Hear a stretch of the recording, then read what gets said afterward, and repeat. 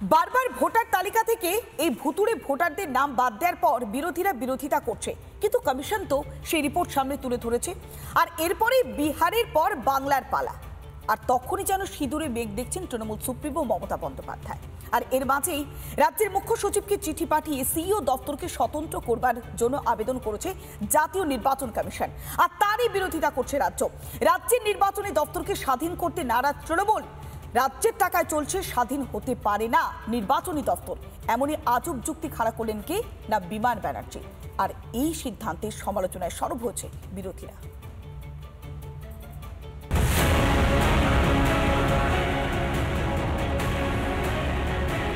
বিহারে ভোটার তালিকা সংশোধনের নির্দেশে সিঁদুরে মেঘ দেখেছিলেন তৃণমূল নেত্রী, ঝাঁপিয়ে পড়েছিলেন বিরোধিতায়। बिहार में 40 लाखों का ज्यादा आदमी को नाम निकाल दिया और बंगाल में भी करने वाला है। अगर करेगा तो घेराव कर्मसूची करेंगे, पूरा घेराव होगा, पूरा आंदोलन होगा। हम नाम काटने नहीं देंगे, हम नाम डालने नहीं देंगे। এবার সিইও দপ্তরকে স্বতন্ত্র করার উদ্যোগে যেন হাঁটু কাঁপছে শাসকের, পুরোপুরি বিরোধিতায় তৃণমূল। আর সেই বিরোধিতা করতে গিয়ে আজব যুক্তি বিধানসভার অধ্যক্ষের।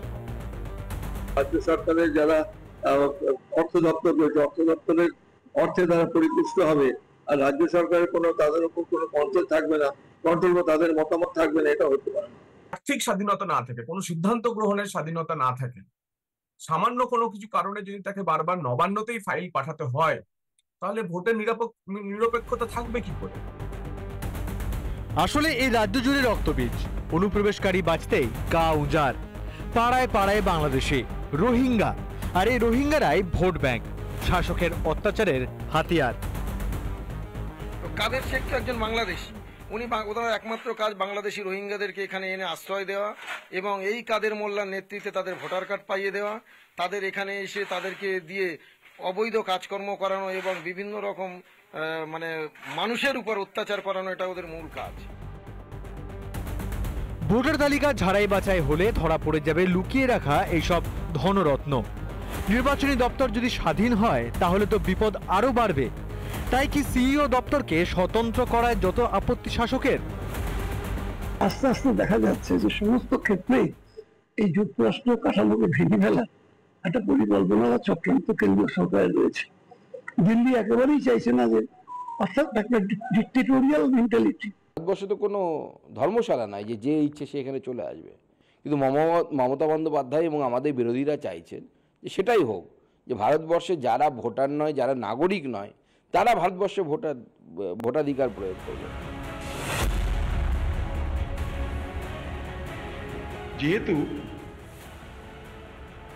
চিফ ইলেকটরাল অফিসার যারা রাজ্যে থাকে, যারা কেন্দ্রের নির্বাচনকে সহযোগিতা করে,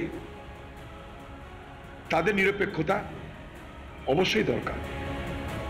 একদিকে ভোটার তালিকা ঝাড়াই বাছাই, অন্যদিকে সিইও দপ্তরকে স্বতন্ত্র করার চেষ্টা। জোড়া ফলায় যেন ঘুম উড়েছে এই রাজ্যের ব্যর্থ শাসকের। ক্ষমতা হারানোর ভয় পাচ্ছেন মমতা। রিপাবলিক বাংলা। বারবার বিরোধীরা বিরোধিতা করছেটা কেন?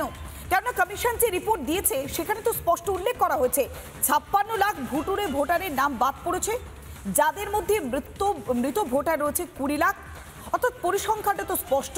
আর অন্যান্য বিধানসভায় স্থানান্তরিত হয়ে গিয়েছে 28 লাখ। একের বেশি জায়গাতে নাম রয়েছে কতজনের? 7 লাখের নাম রয়েছে একের বেশি জায়গায়। আবার হদিশ পাওয়া যায়নি 1 লাখেরও বেশি ভোটারের, অর্থাৎ বিধানসভা পিছু গড়ে 23,000 নাম বাদ পড়েছে। 1 আগস্ট খসড়া ভোটার তালিকা প্রকাশ করা হবে, কিন্তু বারবার বিরোধীরা কেন বিরোধিতা করছে? এতগুলো যখন ভোটার তালিকা থেকে ভুতুড়ে ভোটারের নাম সামনে আসছে, তখন কেন বিরোধিতা? 56 লাখ ভুতুড়ে ভোটার, ভাবুন একবার, শুধুমাত্র বিহারেই 56 লাখ ভুতুড়ে ভোটার, আর তাদের মধ্যে মৃতের সংখ্যা কত না 20 লাখ। অন্যান্য বিধানসভায় স্থানান্তরিত হয়ে গিয়েছে 28 লাখ। একের বেশি জায়গাতে নাম রয়েছে কতজনের না 7 লাখের, অর্থাৎ একাধিক জায়গাতে নাম রয়েছে। আবার অন্যদিকে বেশ কয়েকজনের কোনো হদিশ পাওয়া যায়নি, তাদের সংখ্যাটাও কম নয়, তাদের সংখ্যাটা 1 লাখ।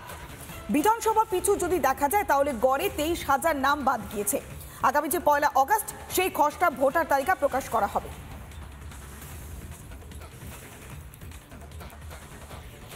নানা ধরনের কন্টেন্ট দেখার জন্য লাইক করুন, শেয়ার করুন আমাদের ফেসবুক পেজ, সাবস্ক্রাইব করুন আমাদের ইউটিউব চ্যানেল। পাশাপাশি অন্যান্য ব্রেকিং নিউজের জন্য অবশ্যই চোখ রাখুন রিপাবলিক বাংলায়।